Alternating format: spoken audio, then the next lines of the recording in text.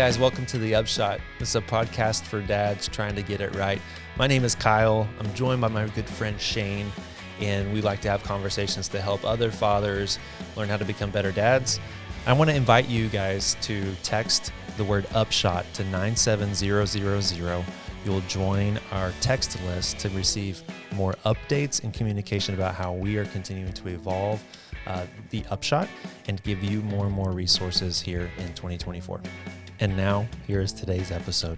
Men, dads, fathers, wherever you are, we're just so excited to get the opportunity to spend a little time with you again. Welcome to the Upshot. And I'm sure if you're watching online, you're recognizing that we have two very special guests who you may not know who they are. Kyle, who do we bring with us today? Yeah, today we're excited to introduce our wives, our lovely wives, Jessica and Alana. Thank you for coming. And, I'll say this. Jess has been, I think she gets credit for the Upshot in general. Like, she worked over a year ago trying to put this whole project together. Wow. Forgot about that. Twisted my arm a little bit and said, hey, like, you should go do this and let's get Shane. And now here we are a year late, coming up on 1 year of doing this podcast. And then I don't know what I was going to say after that. I'm beautiful. She's always good, yeah. No, so it was her idea to do it. And then she has been behind the scenes feeding me information, ideas, recommendations this entire time. So now we get her out of the shadows and now behind a microphone, and we get to hear directly from our wives today about their perspectives on fatherhood. And I'm excited to dig into that. Yeah, and we usually start these episodes with dad moments, either great moments that took place this past month or a moment that relates to a topic that we're covering. Sometimes they're failures, but since we have our two special guests with us, and Alana, you look beautiful as well. Thank you.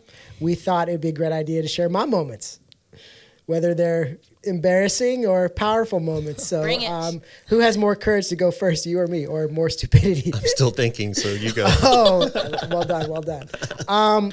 As most of you know who are listening, we have 6 kids. And honestly, I think my house would be chaotic if it wasn't for this woman sitting beside me. She has just done an exceptional job managing our home in a way that our kids and ourselves can flourish. And I think one of my favorite moments, which is a moment that continues week after week, is just when I see my wife's organization and her administration and her ability to empower our kids and train our kids to do things.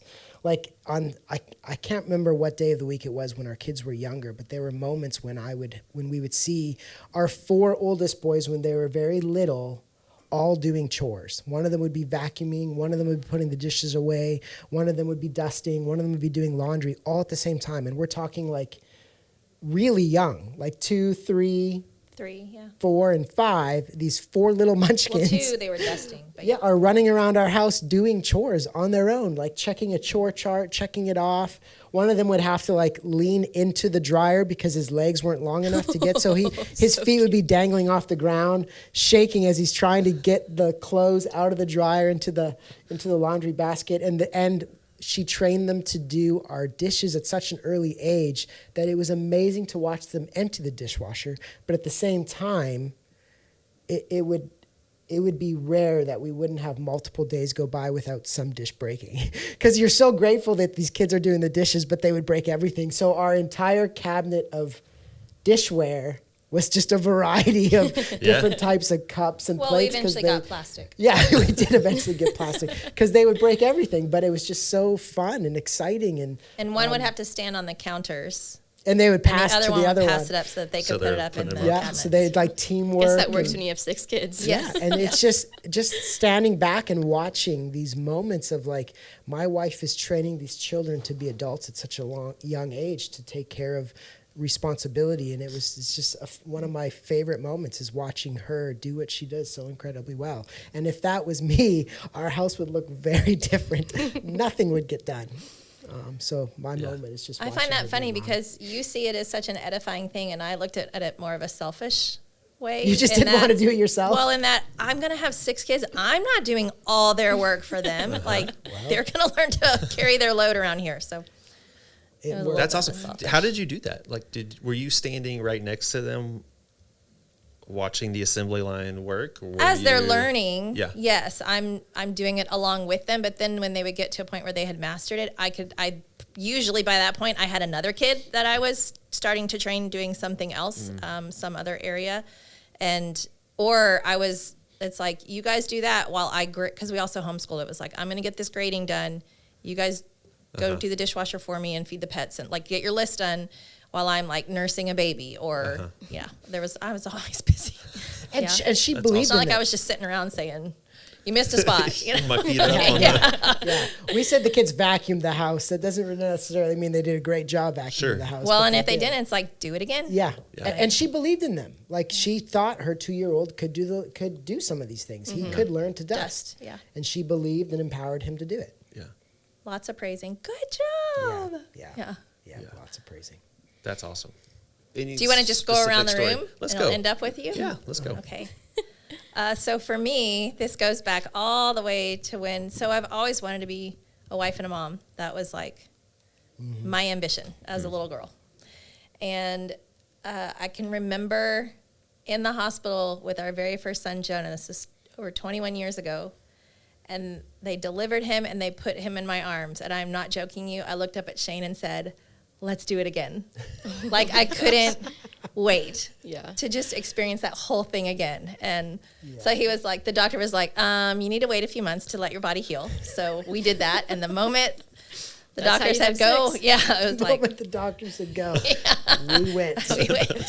So that was just that elated joy of, this is like, I know this is what I'm wired to do in my purpose. And I just couldn't wait to just start it. Do it one again. And I think you said that with every child. They put Lander in she's like, let's do this again.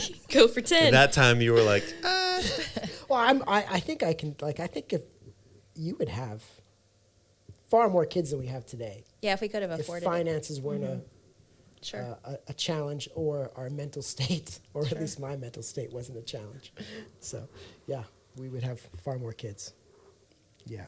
But she's right. She's awesome. made for this. It's funny. I'm like the complete opposite of That's like okay. God makes all kinds of I was people. Terrified. Well, one, I didn't want to get married. I was like Miss Independent, and everyone laughed that Kyle proposed to me when we were seniors in college, and people were like, my friends from high school were like, Jessica is getting married? Like, what is this? But he wooed me. And then I was terrified of having kids. I didn't have the best home life growing up. So I mean, part of that could have been that I was just like, it wasn't modeled for me. But then also I'm just so goal driven. And I just was I was just pursuing a career and a job. And so we got married and we jumped into full-time ministry, and it was just our whole life. And then we were both in seminary and working full-time for a church, and it was just I can't imagine, this is my life. This is my calling, my work. I can't imagine bringing a kid into this. And it freaked me out. I was my sister had kids before me, my younger sister. And I was but they're just sticky all the time. What is happening? And then when I got pregnant and I had Maggie, our firstborn, I was oh my gosh, I get it, And I think I was so scared that having kids would change me and that motherhood would change me, that it was I had a child and I was it's supposed to change me, this is a part of of growing and becoming this new version of me. And so rather than I feel I don't know, maybe we should have started earlier. It's just part of our story. I think we were much healthier at communication and conflict and stuff. I can't imagine if we would have had kids when we were newlyweds, that would have been rough, but. Yeah. But I'm so enjoying it and enjoying that that nurturing side and just getting to love on our girls, and I don't know, hopefully give them more of an excitement for motherhood. I think they've softened you. Yeah. Softer. In all the best ways. In wonderful ways, yes. And well, I might need your help telling this story. I don't know why this one is one of my favorites, but I don't. I was out of town once. And you were out of town a lot. And Lucy must have been very, very young. Mm-hmm. I remember a story. You had to take Frank to the vet, and our dog named Frank, Agent Frank the pug, take him to the vet, and you had to bring both kids with you at the same time. We were about to leave town. We needed shots. You're bringing these screaming kids, like tiny kids, into the vet, and the vet, everybody in there, they're animal people, not baby people. And so they just were looking at her like. Well, it was like super early on, and I had just nursed Lucy, and you know how you got to like change them, and she had just had a blowout, so I had changed her, and I was like, at least we got the blowout out of the way. The vet is like 3 minutes away from our house. She has a blowout like on the way to the vet. I was like, you just pooped before. Just blew out. So I'm at the vet. I've got Frank on the leash, and he's going nuts because there's dogs everywhere. I've got Maggie with me, and she's like not even 2. Yep. And then I've got this newborn, and everyone's just looking at me. And I was like, will somebody help me? Like, I was like, I have a dirty diaper to change. And so I take my like 2-month-old, and I put her on like one of those like cold, sterile like vet tables, you know, like you put your animal on, and I'm like changing her diaper. I'm like, That's fantastic. well, that's the story. I don't know why I thought of that. I got a phone call that day for sure. I can't believe what I had to go through. But I just feel like we've learned a lot. We are not the same people that we were for 9 years of marriage before. And these kids, they just change you. It's amazing. Yeah. I don't know why that story popped in my head. It would be nice to go back. I would love to see you guys pre-kids, and then because I know you now. You two are great people. I mean, you've had such an influence on my life, just the two of you. And I'd love to see pre-kid Kyle and Jessica and see what this person is that you talk of, or these people are who you talk of now. Hey, you skipped the first question. Did you do that purposefully? That we were going to ask? I didn't even look at the questions. The first question was like, Jessica and Alana, can you share any stories or moments when your husbands completely failed as dads?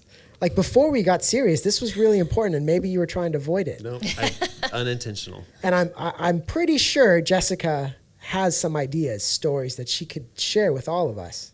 I've been dying to hear. Stop it right now. I'm serious. Like, oh my I gosh. wish that I feel like you would know better than me. Oh, I'm sure. Oh, you too. Elena, you go first. Oh my gosh. So I had to ask him because I was like, I mean, I could share some stories, but Like, She can how share real are whatever we she going to wants. get? yeah. I also want to build you up and respect you. Oh, it's fine. So I got permission to share this one. I have his full permission. Caleb, our second, was about somewhere between 11 months and 2 years of age. The age of a child, somewhere around that age, when you start a dad, more often than not, rarely do I see moms do this. Dads enjoy throwing their kids up in the air. It's just a rite of passage for a dad. You were like, rarely do I see moms do this. No. You know, the toss and catch, toss and catch. Toss and catch. And so we're at my parents' house in the backyard, his in-laws, and my mother and I are sitting on a blanket on the ground, and with baby number 3, and he is tossing Caleb away up in the air. And I mean, it's not just like, a foot from his hands. We're talking 3 to 4 feet I was launching from that little his kid. hands. Shane's like, yeah, that's right. Launching him. And I'm sitting on the ground watching this, and there's like fear in me, and there's a little concern, which takes a lot for me to get there. But I didn't. I just bit my tongue, and I was like, let him be a guy, let him be a dad, let him be rough with this boy. And then this one particular throw, when he throws him up, Caleb kind of tilts. And as he's coming down, I stumbled when I threw him, so I Yeah. kind of didn't throw him up. I threw him like sideways. and Caleb kind of tilted, and as he's coming down, his like leg is somehow Shane just can't get a grip on him, and he falls through his arms like you would see a child fall from a tree and hit branches along the way. Like he falls all around Shane. Plinkoed. Yeah, plinko down Shane, and boom, right on the ground. Smashed the ground hard with his head. Yeah, But he's So great. he's like fine. didn't phase him at all. He's bright. And Elena's like no brain staring at damage. me. Her mom is staring at me, and all I'm thinking is, the only questions my son is asking is, "Am I safe? Can I trust you?" Nope. And I mean, I was launching them, and I thought I killed my child So that when he was- hit the ground. Would I he was let like- you do it afterwards, though? He Oh, was yeah. so young that Yeah. I mean, this was before he could even like. Well, he really wasn't that hurt. Like I think No. because he had hit, That's what I'm saying. Maybe like Shane had slowed him broken the down. fall so much, that he really He didn't. still hit the ground pretty hard. But yes, it was just one of those. Well, that happened. CPS. Well, it's funny because he mentioned this to me You didn't give me much notice for this, but you mentioned this to me, and the only thing I could think about was just like the kids just get way more injuries when they're with him, you know? Like one time we were at a neighbor's house was like Ruth and Patrick's doing like a Cinco de Mayo party or something, and Lucy was still little, and it was like bedtime, and I was like, I'm gonna go home, I'm gonna nurse her, put her down to bed, and I call my dad, and it's just habit. I walk in the door and I immediately lock the door behind me, just habit. So I'm on the phone with my dad, I'm nursing Lucy, and all of a sudden I just hear this panicking, like knocking on the front door. And I was like, what is going on? Like, who is at my house? And it's Kyle, and Maggie had like fallen and like hit her face on like she fell into a fire pit, probably as big as this table, like just a steel fire pit in our neighbor's backyard. She was playing in the rocks and just like toddler, she just fell, but just smacked her mouth right on it, and like I think we had teeth go through the lip. Yeah, she it still was has a pretty scar. bad one. Yeah. So I feel like they get roughed up a lot more when they're with him, but he's been good because I was very helicopter when they were super teeny tiny, and now I'm kind of like, you know what? I'm not gonna be dumb. I'm gonna try to take care of you, but like you could get injured, and like that's fine. There's some risk taking that they need to take on. Yeah, and we have good healthcare systems. Yeah. Expensive healthcare systems. Yeah. So, I was hoping for so much more, Kyle. Well, Guess you're just better than I am.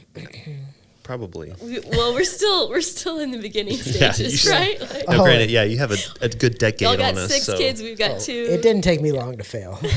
I didn't need a lot of years to fail. Well, you've already heard my fail. Like the RV was a good failure.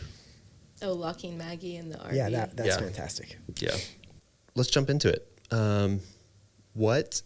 So Jess and Elena, what do you, from your perspectives as mothers and as wives, what do you, when you think about the role of a dad or a father, what do you feel like is, I don't know, something from your perspective that's really valuable that dads who are listening today, what do you think that they need to hear about their role as a father in their families that is especially important from a mom perspective or from a wife's perspective? So I think it's really important for dads to find some sort of way that they can journey through some self-discovery of themselves, whether that's through a small group or a study or counseling or all of it, all three, like whatever they need to do to unpack the hurts from their past. Because, Scripture says that out of the overflow of the heart, the mouth speaks. And I think so often, not just dads, but parents, but moms too, that whatever we have stuffed or we don't even realize is down in our hearts, deep down in there, the hurts and the hang-ups, that we lash that out onto our kids. And it, without even realizing it, and once you have kids, you get so busy in just parenting that you don't, it's difficult to take the time to go back and unpack, but that it's so necessary in approaching your children in a healthy, grace-filled way, to be able to look at where are the areas in my past that I haven't forgiven, that I still have hurt, or that causes an initial knee-jerk reaction. Mm-hmm. And a lot of times that comes out when we see our child behaving in ways that are like us, that we don't like about ourselves, or that is a lot like a relative that's so much like my dad or like my mom, mm-hmm. that behavior that you're doing or that pattern that you have, like that you're like them, and it can come out in a very negative way where you don't even realize there hasn't been forgiveness and mm-hmm. grace in that area. So I think that's really, really critical. It's a good thing I dealt with all my brokenness before we had kids. That's why I'm saying dads who have children take the time to do it. Sure. Because it's so healing. Yeah, your kids will reveal your brokenness for sure. Yeah. It's really good, baby. Yeah. Yeah, do you think that, I'm thinking about my story specifically, mm-hmm. Having our first child was really this. We talked about it last month with Jordan on the role of the role of fatherhood for men, especially the first time they enter into that season. For me specifically, that changed that changed me, not just the title that I have, but it did bring to light all of the narratives that I had, the energy that I brought to our family, the weight that I carried around our marriage and the lives we were building. Like it did change, and years later, I'm still realizing, there's stuff I have to sort through. There is stuff way below the surface I had no idea existed, and it's just funny how these children bring that they bring it out of you, and but you do need help with it. Yes. Help from other men, or for me it was counseling and other men, and you. So then what do you, so from a more like applicable standpoint, because it's not a matter of if your kids reveal the brokenness inside you, it's when. Yeah. So let's say that there's fathers that are listening to this podcast that are experiencing these situations where it's like, I can definitely see how these kids are triggering my temper or triggering my negative emotions, or things are coming out of me that I don't like as a result of my kids. How do they get help? Like, what's one thing that they can do? Because I'm sure it's scary to take a step in a direction that is very unknown to a lot of people. Mm-hmm. Well, a big part of that season for us, I was processing some stuff with Jess. We were actually on an anniversary trip in downtown Austin, like 2 nights away. We had I think my parents were watching our kids or something, and we had a couple of nights to get away. And we were at Starbucks.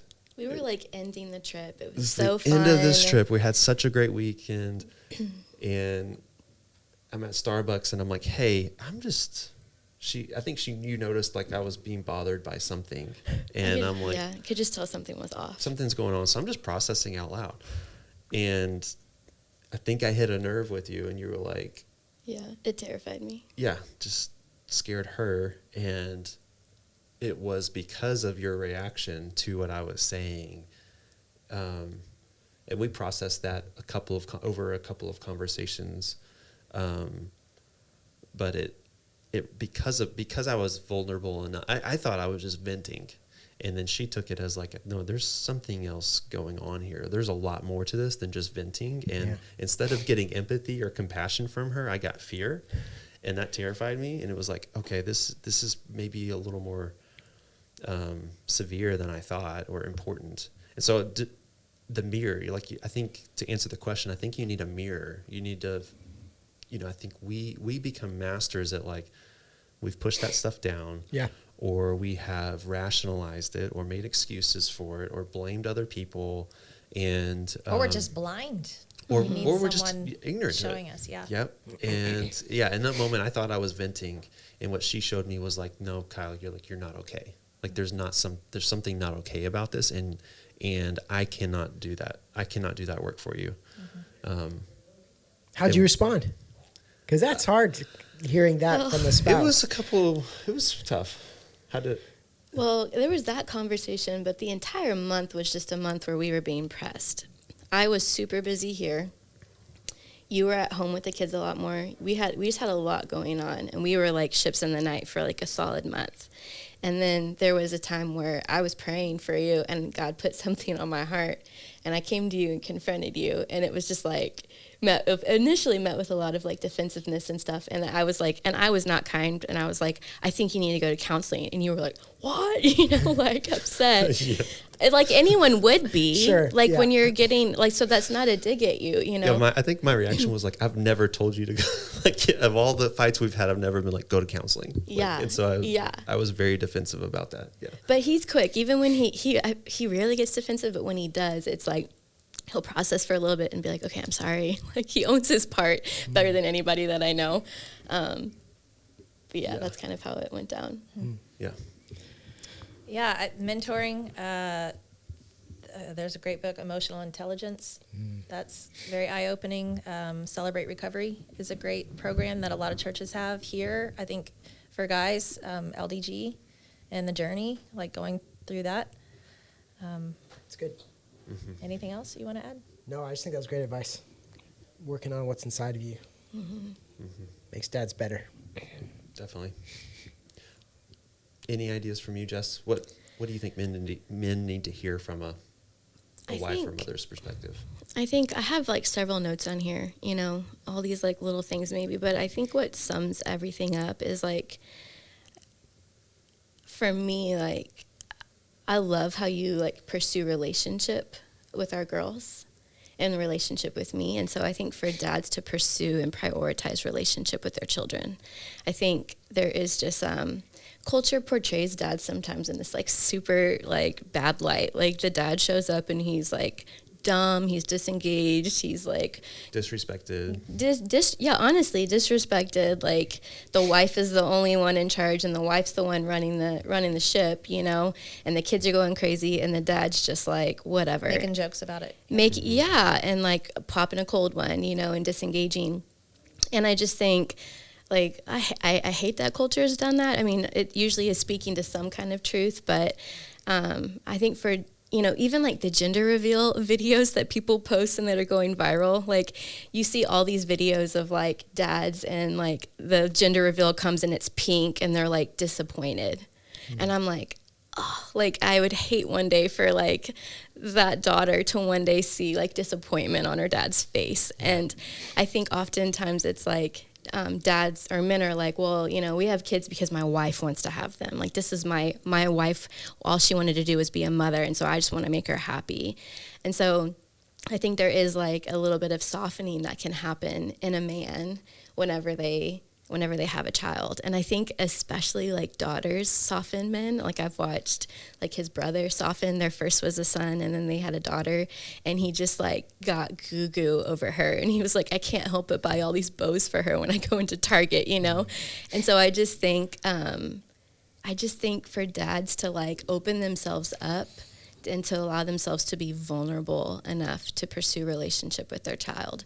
And I have all these little things on here, like being silly and playful and affectionate and like showing up. And I just think there's, you talked about how I've softened a lot in motherhood, but I think there's a softening that happens to a man when he becomes a father that I would want them to lean into. How does Kyle pursue his daughters? He's great at it.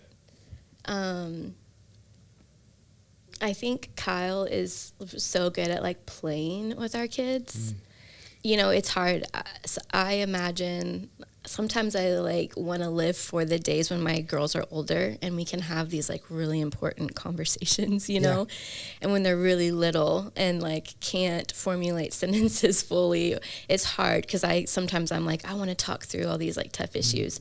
But Kyle has always been so good about just like meeting them where they're at and like playing superheroes. Like we have superhero masks everywhere. Our oldest is obsessed. And so he'll dress up like the Hulk and like just go and play with them.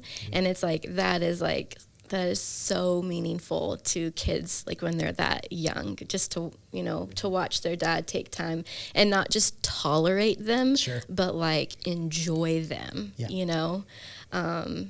and I just think like that's shaping them and it's shaping their understanding of like their worth and their value.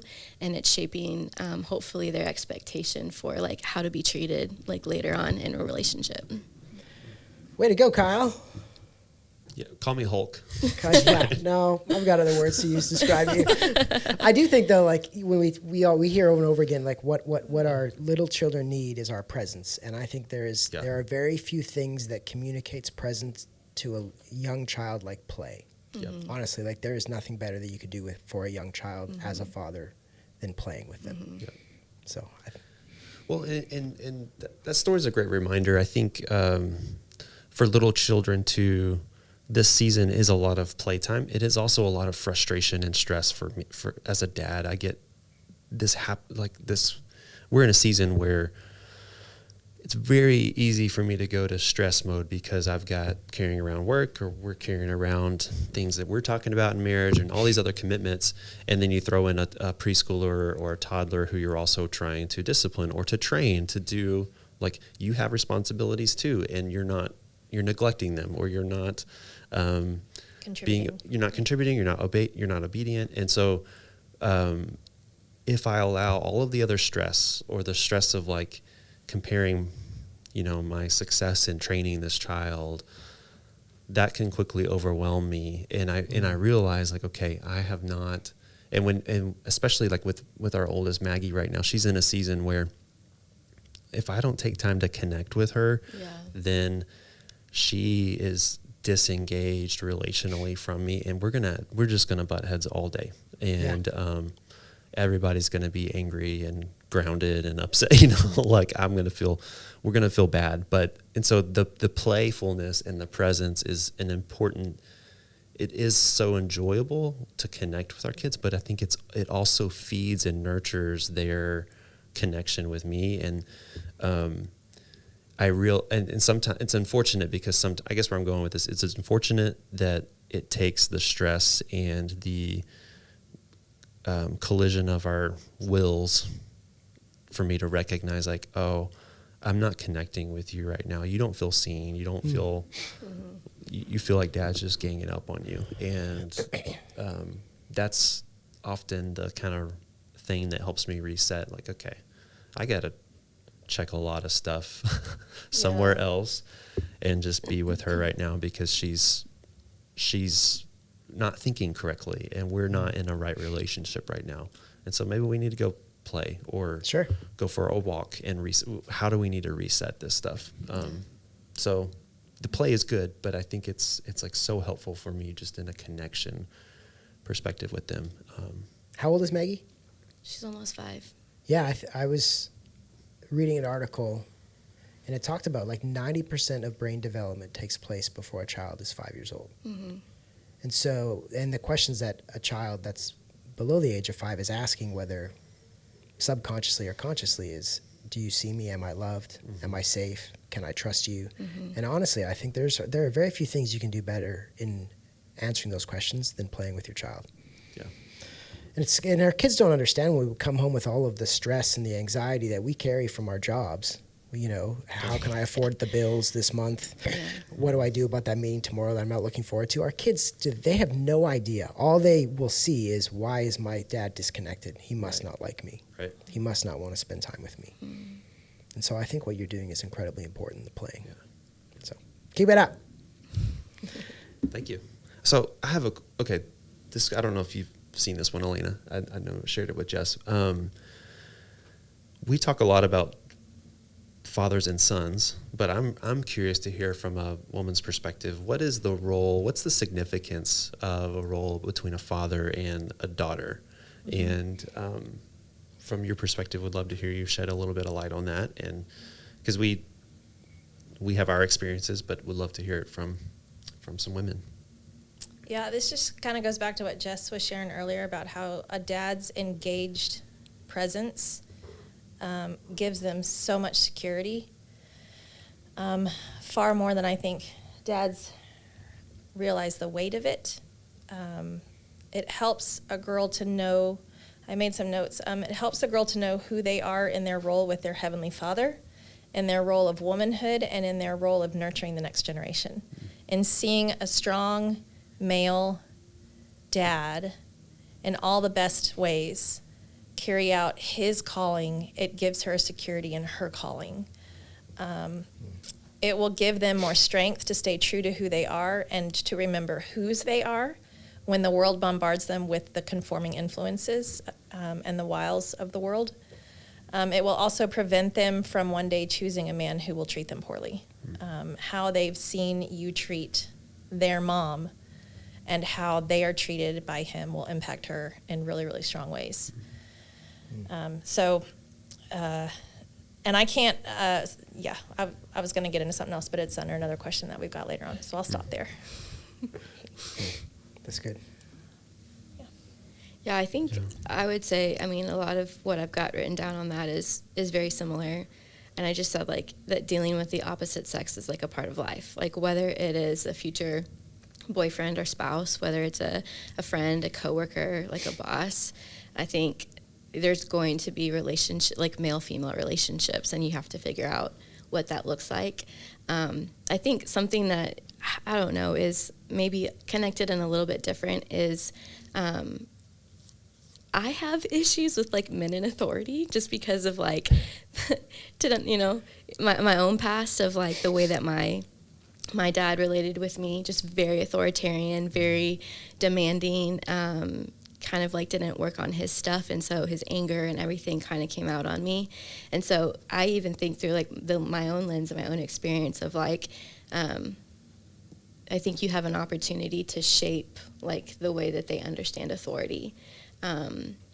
Like I even putting on here, like, are you willing to lead with like a consistent example, a consistent vision and follow through, even with like discipline? Is there, is it clear? Does it make sense? And then also, like, are you willing to apologize? Like the humility to say, like, I really messed up on this. Because right now I think I've just had some experiences where it's like when there's like a man in the room who's very like abrasive, or to talk through Enneagram, like an Enneagram 8 presence, it's like I kind of just like I panic on the inside, and it's like I revert to like little Jessica, And so I think I'm personally excited for our girls to just experience. You have such like you're like a strong leader, but your presence is very like loving and compassionate, and so I'm excited for them to get to experience that. Mm-hmm. It's good. If that makes sense. 100%. Kyle, what would you say to a dad who's trying to love and lead his daughter? Yeah. As a dad of 2 daughters.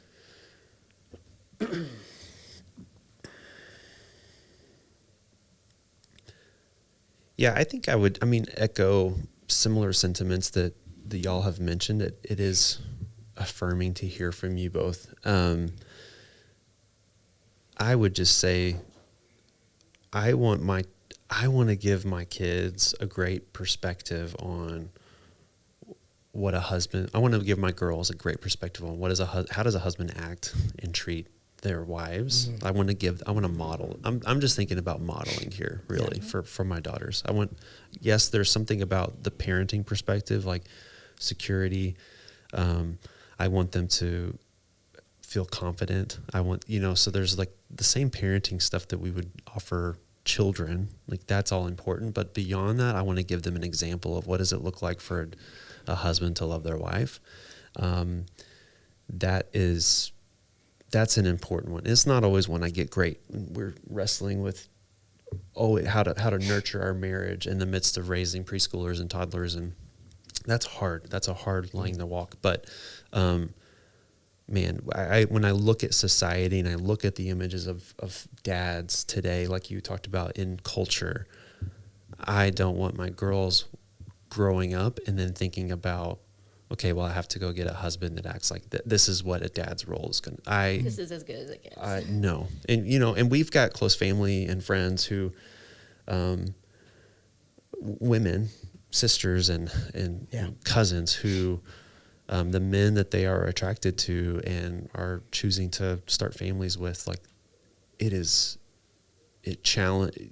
like, I want to give my kids something completely different as an example of who a man is and who a husband is and who a father is. And so that's one that is for you, that's building our family up, that's investing in our children. It's putting our family first above my friends or hobbies or interests or money, job, like all of it, And so it's just rewriting a story about men and fathers and husbands then I believe is different. It's a different story than what we see playing out with culture for men. And so that's, at this 4 years in, that's I think where I'm at in raising girls. And I would say, like, for dads that are coming into it late in the game, that look back on, that have got kids, teenagers, boys or girls, that it's like, man, I missed the mark on that in a lot of developmental years, that there's still hope, there's still time, that God is a God of grace and will honor where you are at now and from moving forward from where you're at and that place, that he's going to partner with you and he's going to bless you because of your desire to want to rectify and restore and redeem. And God's a God of redemption, and he can redeem any past setbacks or failures that we have as parents. So just to continue seeking the Lord and seeking how you can move forward in doing that. Yeah. It's good, Kyle. A message of hope. I like it. Message of hope. Yeah. Cool. Yeah. You have any other questions or thoughts? Well, so I was trying to think through this question as well. And so I have a question I want you to answer, and then I want them to answer it. Okay. And I'm curious to see if there's any sort of difference in what they say. Yeah. What I read this, and it shocked me. What percentage of women would say they are beautiful? I want you to answer that question. So if I say, hey, Kyle, if we go surveyed 100 women, how many of them would say they think that they see themselves as being beautiful? My guess would be less than half. Okay, what would you ladies say? My first thought was like 25%. I What would thought you say? 2%. Did you read my notes? No. It's 2%. Wow. 2%. But I've done the conferences and stuff that you have speaking into this. Yes, so think about I this. knew it Like was low. 2% of women would consider themselves beautiful. Period. Like this isn't like an outward appearance thing. Just, hey, answer the question, are you beautiful? Mm-hmm. And I think one of the questions that we as dads get to answer for our daughters is you are beautiful. Mm-hmm. And we get to communicate them what beauty looks like. And beauty comes from what's inside of you. And beauty comes from who made you. And beauty comes from those things, not necessarily what people see on the outside. And I think our daughters are going to grow up in a world where they wrestle with this question, am I beautiful? And a lot of the men that women might chase is because they're trying to answer that question. Do you see me? Do you see me as someone beautiful? And sometimes the other, good things to look for in a spouse are put aside because someone sees them as beautiful. Yeah. I'll push back a little bit because that's just my nature. But I think No. yes, absolutely. They need to hear it. It needs to be focused on the inside. But there is a level of complimenting them and pouring into the way that God created them in their physical beauty as well. Yeah.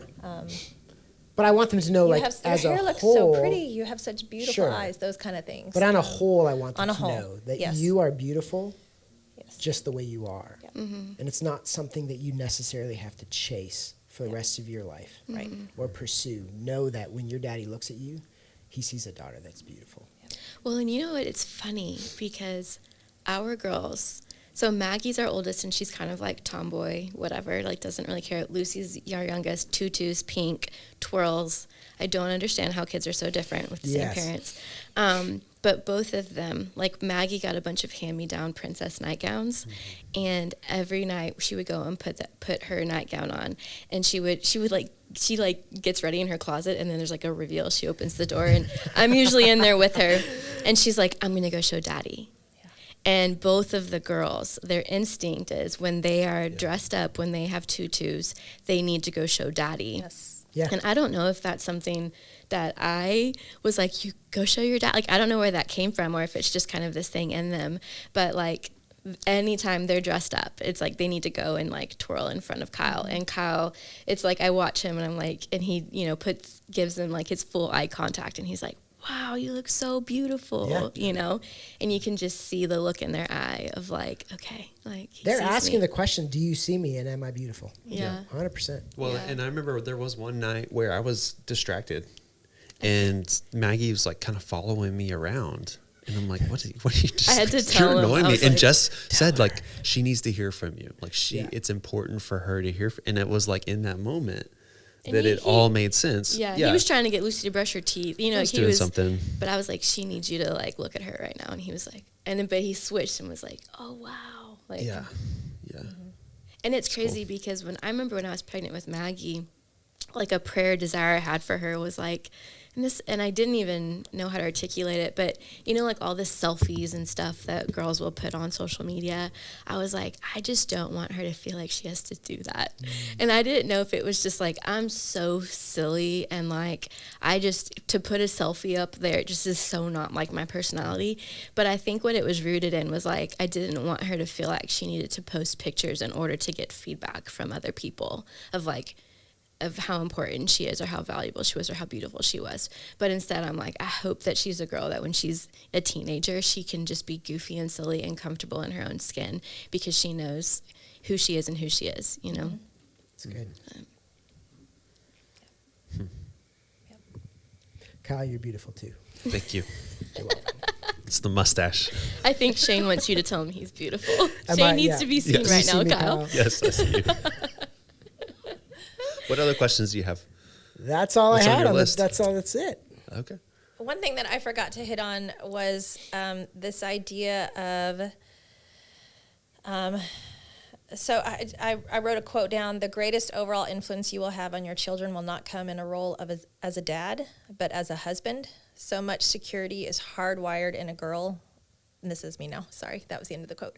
So much of a security is hardwired in a girl from watching how well her dad loves her mom and then her, but first her mom.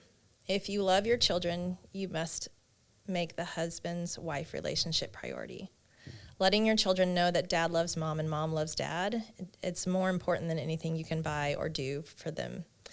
And that just goes in the critical practices of their emotional well-being, modeling to them dating. Just don't stop dating when you're married. It's so important to show them that we are a family unit, but mommy and daddy were first. Like we were the unified unit that God created. And from that comes family, but we love one another first and we prioritize that first. And there's so much sense of security that comes in that in a child, in the heart of a child that they don't even know that they need. Practice couch time. When dad comes home, yes, greet the kids. Yes, say hi to them. Yes, let them show you things, but then say, okay, daddy's going to spend some time with mommy now. And show them in front of them. I think so often so many parents are so busy doing life that once they get the kids down, then we'll spend time together. But those kids need to see you spending time together. That just builds into them this strong security of identity of, okay, I am safe and secure in who I am because mom and dad are good. I see them loving one another. I see them for each other. And that's modeled out in couch time when you say, no. Dad and mom are going to spend some time talking. Let us talk, and then we'll talk. Then we'll play, or then I'll get on the floor with you and do Legos or do coloring or whatever. Practicing that couch time, and then just don't stop doing special things for one another. They need to see that. Complimenting your spouse in front of them. Isn't dad so strong? You know, isn't your mom so wise? How she just, that was such great advice, babe. Yeah. Complimenting them to the children, building them up. Why'd you laugh when she said, "Isn't daddy so strong, Kyle?" You laughed at that comment. To a toddler and a preschooler, they are the strongest things in the world. To our teenage boys, they're like, I can take dad now. Yeah. Yeah, that's fine. It's fine, Kyle. You laugh. I think one thing I wanted to just add to is just like how important it is to have, like for guys that are listening, it's one thing to hear maybe perspective from me or Elena, but it's a whole other thing to have this conversation with your own wife, your own spouse, like, because it's so easy to just operate in like misalignment for a season or for years of like, I think I'm doing a great job as a dad, and like, but you have expectations that aren't being met because we're just not communicating with each other. And you can have the best of intentions, but I think sometimes just sitting down and saying like, hey, like, where are we at? Like, these are the things that I'm doing. Like, is that seen? Is that appreciated? How can I better serve you? Whether it's like, in marriage or in helping with the kids. But I think just regularly having conversations and check-ins are like key to just like making sure that you are both going in the same direction. And it can be vulnerable at times, or maybe it's just like hard because there's a million things going on and you just don't want to have to sit down and do it. But I think it can just like really make or break things. So It's good. Yeah. I think we're experiencing something like that for us right now. We were talking leading up to this, and coming out of a season with littles where mom is like absolutely necessary all the time. And I had to play more of a supportive role, or just let me give you a break or play. But you drove a lot of our parenting first couple of years here for both kids. And now we're in a season with toddler turned preschoolers where we're having to reset our strategy and like, how are we on the same page with how we're doing this together? The game that we're playing together, like that is evolving and changing. And so it makes it complicated when you're also trying to date and just connect and love each other, while also the roles you're playing as a family unit are evolving and changing, and you're having to develop new skills and work on it, form new opinions, and you're moving the goalposts kind of all the time. And so I guess I'd just say that to echo what you were saying, and also just like, it's work, it's hard, but it's good. And so for the guys listening, my hope is that today something encouraged you or inspired you, but most importantly, like, our desire is that you feel safe, that this conversation won't just be a one-way conversation to you, but that you would also be able to find outlets to connect with other men or your spouse in talking about your role as a dad and your aspirations as a father, and the things that you're challenged with. We want to be a resource, as well as connect you with other resources as well. So we have a new text thread. How would you talk about this, Shane? Men can text us, and we can keep them updated with opportunities through the Upshot. Yes. Yes. So can you give us the details on that? If men just want to stay in touch with the Upshot, get updates, resources, things that we're promoting, great content to help them be a better, more intentional father. As they're thinking through their Upshot, what does that mean for their own life and their own family? They can text Upshot to 97000. Upshot to 97,000. And I think you wanted to promote something coming up that you and Jess are leading. Yeah. Right? Called First Step. First Step. What is First Step, so that these guys know what we're talking about and they can sign up themselves? Yes. So, guys, if you are local to Austin, I mean, that's kind of the caveat here, but locally, we are promoting a new event called First Step. It is similar to like a child dedication event, but the idea is to connect with your spouse about do some work to align on how do you want to raise this child. So it's targeted to really families who are preschoolers and younger. I think if you have children a little bit older than that, then let's have a conversation about what that can look like for you and your family. But the idea is to align with, to do some work to align on your values and how you want to raise your children. It's like you'll leave with 5 family values that you've created together, 2 habits, and then you'll write a letter together for your child. Yeah.